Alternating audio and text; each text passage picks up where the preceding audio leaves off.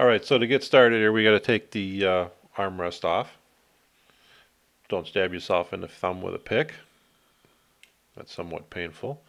You can use the same 90-degree pick to pull the unlock lever free from the lock rod. And same thing, small screwdriver to remove the screw cover. So you can use either a pick or a small screwdriver to remove the cover for the other screw. There's two screws that hold on the trim plate.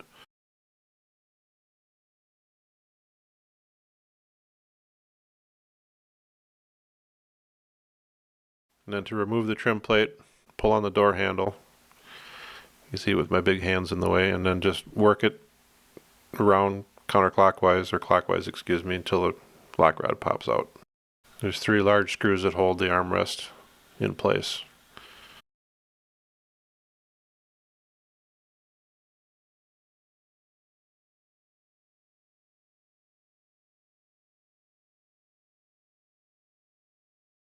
Now to remove the wiring for the lock button, you have to be careful because 20-some years have made the plastic nice and brittle. I usually use a screwdriver to hold back the tab, and then get underneath it with a 90-degree pick to lever it out of the way. And there we go. Sometimes you never quite know what you're going to find with the Fiero. It's been messed with so many times. This particular case, the screw on the end had been switched from a Phillips head to a standard straight slot screwdriver. So once the armrest is off, you take your door panel tool. The clips are spaced out about every 6 inches or so. Just pop them out. The ones on the top are kind of buried about maybe an inch or two back from the corner, so you have to work it, get the tool in there and then pop them out. And there you go. Take off the retainer for the inner dew wipe. There's 4 screws along the top. Sometimes they're stripped out, sometimes they're not, depending on how many times somebody's been in the door. And the inner dew wipe just pops right off the pinch weld. Easy peasy. Next up, you peel back the paper to reveal the screws that you're going to need to loosen up. There's 2 screws for the upper limit stops for the window, and then there's going to be 4 screws that hold the rear track on. What I like to do is take a silver Sharpie marker and just go around the screws with the Sharpie marker. That will show you where they were, and you want to get them back in the exact same spot when you're done, so everything is the adjustment stays the same and you don't have to take it all apart and fix it. So first up, you want to take the upper limit stops off. You can use stick your hand in there with 2 fingers on the back of the stop, support it, and then take the screw out. Use your 2 fingers and kind of balance it, just lower it out. Once you get it down, grab it with your finger or your thumb and pull the stop out of the door. I always put the screw back in the stop, that way I don't take a chance of losing it. This one's a little bit easier because the lock rods aren't in the way. And then just kind of take the pressure off, lower it down, grab it with your thumb, and away you go.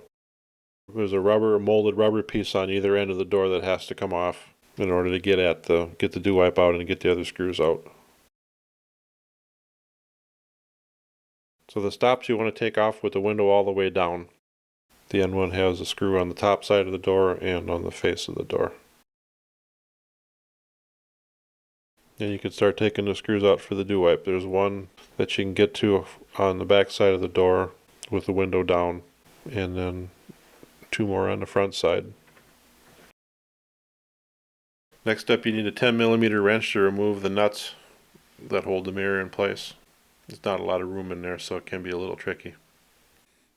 Sometimes what happens on these, the nut will seize to the stud on the mirror and the whole thing will thread itself out of the mirror. So what you can do at that point then, just reach in with the needle nose pliers and then just use that to pull the whole thing out so you don't have to worry about dropping it into the door. So now it's important to make sure that you unplug the mirror and get the wiring out of the way, so when you run the window all the way up, it doesn't interfere with the track. So next step is to roll the window all the way up and remove the 4 bolts that hold in the rear window guide track. This will allow you, once that's out, to slide the window back to expose the center screws. And you can see where marking them with the silver Sharpie will help in reassembly. So we just reach in, disengage the track from the roller that's on the window, and just let it fall down to the bottom of the door just to get it out of the way for now. So with that now out of the way, the window will slide towards the back of the door. And you kind of have to slide the window towards the back and then lift it and slide it till you can look. You'll look through the center of the under the window where the cutout is, and you'll see the screw will be exposed that you need to remove. You want to make sure that you have a screwdriver that's got a smooth end to it, and not one of the hexagonal shaped screwdrivers, because you need a smaller diameter to get in under the window and get on that screw. You want to be careful not to drop the screw into the door like I did there, because you're going to have to fish it out. That's all there is to it. All the screws are out, and you can move the window a little forward, put it down a little bit, and the old Dew Wipe should come right out. Putting the new Dew Wipe in is just the reverse of what you did to take the other one out. Definitely a good time to clean up the window, front and back. Even take a shop vac if you got a lot of potpourri in the bottom of your door and get that cleaned out. And it's a little bit of messing around to get everything lined up and get the window up, push back. There is one screw hole on the Dew Wipe that's round where the rest of them are slotted. The round one is where you want to start with, and that goes in the center hole. The rest of the holes are slotted, so the screws won't matter, but if you start with the slotted screw first, you may not be able to line up that center screw. A little trick I like to use to hold the screws onto the screwdriver that works really well, even if you happen to bump them and they won't fall off like a magnetized screwdriver, is just to take a small piece of tape, push the screw through the tape, stick it on the screwdriver, wrap the tape around the screwdriver, and that won't come off. So by taking the time to line everything up ahead of time with the screwdriver there and your flashlight and visually looking to make sure the hole's lined up, the screw goes in nice and easy. You don't have to fight it. Then just reach around the backside with needle nose pliers, grab the tape, and pop her off. Just repeat these steps for the remaining screws. The hardest part of the whole job is these center screws. Sometimes they go in easy, and sometimes you got to mess with them a little bit. But where this method is nice is if the screws are really rusted in place. It's hard to get by just going between the window and the old Dew Wipe. It's hard to get any pressure on the screw. So by lifting up the window and going underneath it, it allows you to put full pressure on the screw and take it out. So now once the center screws are in, then you got to slide the window back over again. These little plastic tabs on the windows can sometimes interfere with the Dew Wipe, so you have to just work it, maybe move the window down a little bit and work it over. The window will slide back in. There's a little roller that's attached to the window that fits into the channel of the window guide. This has to be done with the window all the way up, but here we're just showing that the window's down a little bit just so you can see the roller and you can see how the window's got to go, or the track's got to go back into it. Feed the track back into the guide wheel. Line up the track with the wheel. Then once it's in place, you'll see the nuts through the slots in the doors, and just put the screw back in place. And same thing on the lower.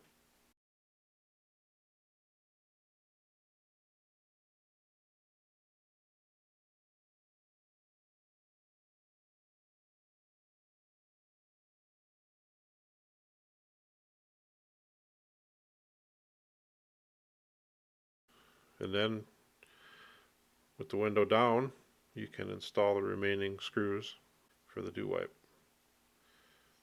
There's one on the back side, and then there'll be the two on the front. Again, the tape method works well for these, even though theoretically you could reach over the door and grab it with your fingers. It's so easy to put the tape on there, and then you're guaranteed not to drop the screw in the door.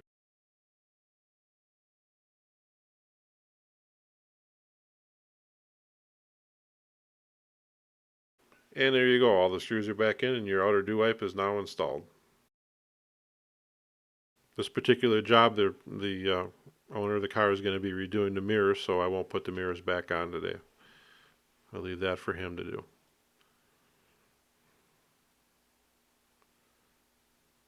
Next up, put the upper guide stops back in again, or the limit stops. They can be a little tricky to put in.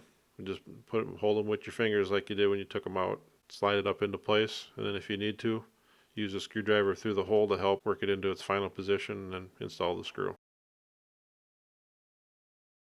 Tighten up the screw, aligning the head with the marks you made before you disassemble the door.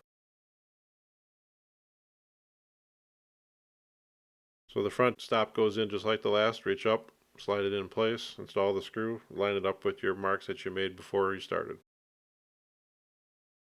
So at this point we put the rubber end caps back on. One screw on the top and one screw on the side. So now in this particular door, we're going to be changing the inner dew wipe as well. These dew wipes are made by me. They actually start out as a Chevy truck outer, and they are cut and modified to work as an inner dew wipe. The inner dew wipe profile is no longer available for jam. So they fit tighter on the pinch weld, so it is a little bit more effort to get them installed. You can see the clipped, the notched area there. There's a little cutout in the dew wipe that has to fit down into that notch, just like the factory one. But they are quite a bit tighter on the pinch weld, so they do take a little bit of finesse to get them installed. You'll know when they're installed properly because you'll be able to put the factory dew wipe / door panel retainer back in place. And you just install the original inner dew wipe retainer right over the top of the old one.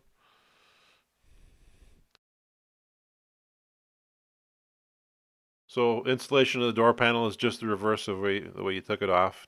Be careful to line up the clips so they don't break. Thank you for watching.